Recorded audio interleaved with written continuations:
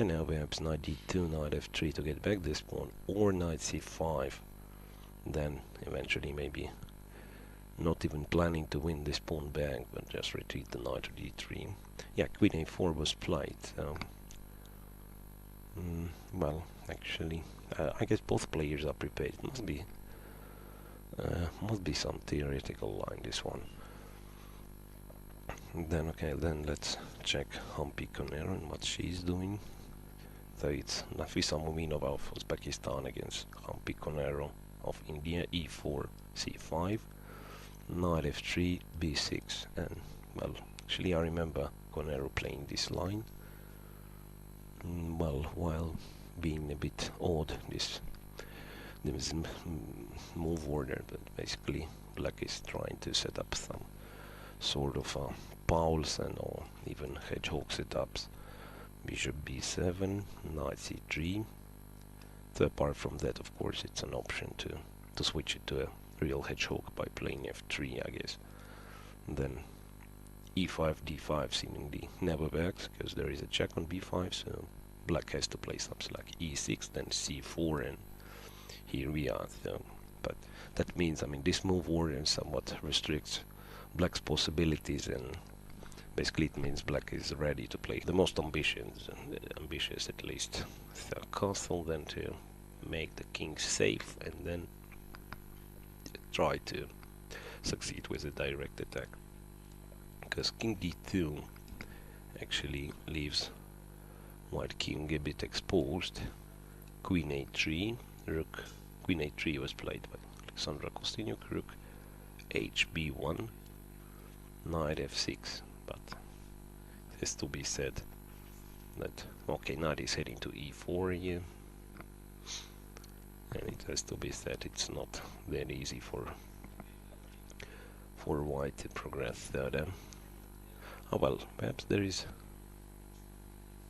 I'm not sure if rook b7 is not an option, by the way. Just capturing the pawn. Well, it's going to be pretty complicated, so rook b7, let's say knight e4, white has to take d4, then, well, it's still not clear. Knight e5 allows rook b8, and yeah, I'm still not sure what's going on, because now it's clear white's king is well, it's hard to say which king is safer there, black or white's one. The rook b7, but apart from rook b7 there might be some moves. Well, rook b3 is a possibility, then bishop e5 might be a nice idea. Place the bishop to e5. Then at least knight e4 wouldn't be possible any further. hb1, knight f6 was played, of course. Oops, sorry. Queen a5. Oh no, queen a5, king d2, queen a3, rook b1, and knight f6. And then it's Stefanova to make a move.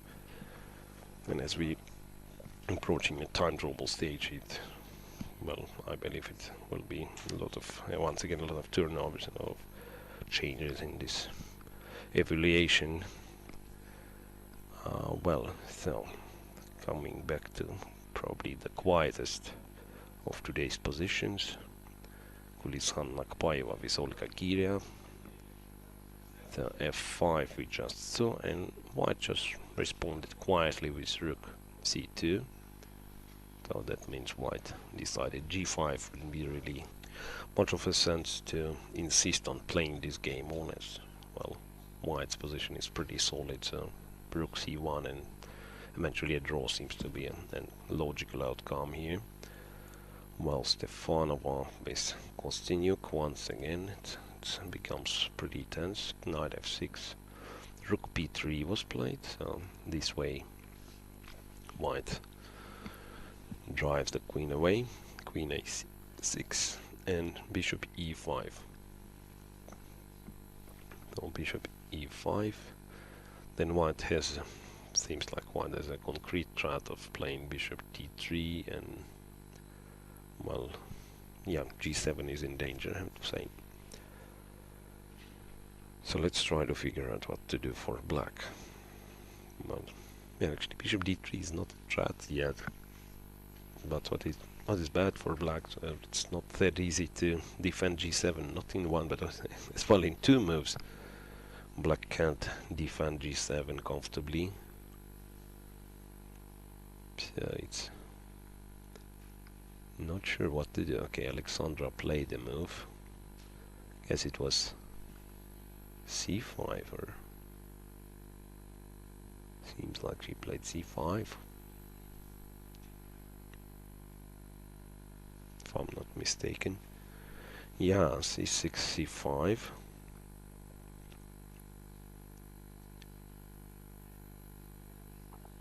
So she's trying to convince us she's not worried about white's kingside intentions. Yeah, c5 to meet bishop d3 with c4. But actually white can play dc5, getting a nice square on d4 for her knight. Yeah, that's an option, surely. dc5, and as well the bishop can be placed to d4. Yeah, dc5 is probably just a way to play. So this rook on b3 somewhat is not taking part. Yeah, well, perhaps d4 is what black is actually planning here to grab this rook. I'm not sure if it's such a, well, it's not that easy to calculate what goes on. I thought even knight d4, for example, bishop b3. Well, it's a pity white cannot capture with the pawn, but even knight b3, getting 2 pawns for an exchange, and a fantastic place on d4 for the bishop, and still some kingside intentions. Well, this might be just much better for white, surprisingly.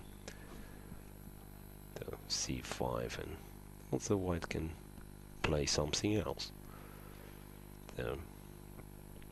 Not much of an option though. And after a4, well, the main point on of a4, I'd say that after rook g1, and black is capturing a pawn with without a check, so that won't be a tempo here. So c4, for instance, and here rook g1 is possible, although I'm not sure if it's good. Yeah, of course, rook cannot be taken, as that is bishop h7 check. But after knight g4, somehow it's hard to, well, it looks like the knight is hanging in an air, but somehow it's hard to g5 and, even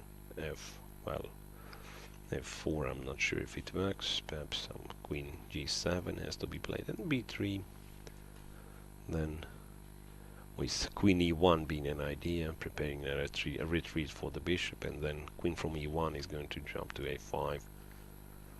Yeah, nice little move, knight b1, and then, well, once again, I'm not sure how to properly evaluate this one, and have to say it's already less than 20 minutes left for Olga Gira, so might be as well a time trouble in this game. Meanwhile, if we step back to Stefanova with Kosteniuk, pardon. Stefanova with Kosteniuk, I just have to mention that a2, f4, a4, the move I've been recommending, but just mate, so a4 is played here. That is what Stefanova is good at, keeping the tension and even rising it. I'm not quite sure if that was a proper opening choice from Alexandra. Well, moving further then, Bella Hotenashvili with Juve and June. Rook h7, rook f1, rook e7 played, June. Queen f2 and bishop h6. Well, it's already some pressure here on those e3 f4 pawns.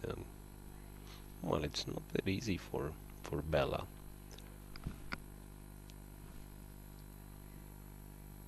It's hard to name what black is actually threatening here, but still, white looks a bit inconvenient. Well, now it looks more like white is trying to build a sort of a fortress. So, well, I've just spotted with the white queen being so passive that there is an option to, well, lately perhaps to play queen d6 and then c7, c5. So black can even think about c7, c5. So it looks like black is better than. Still, it's not like a huge advantage or so, but the black definitely has initiative. Although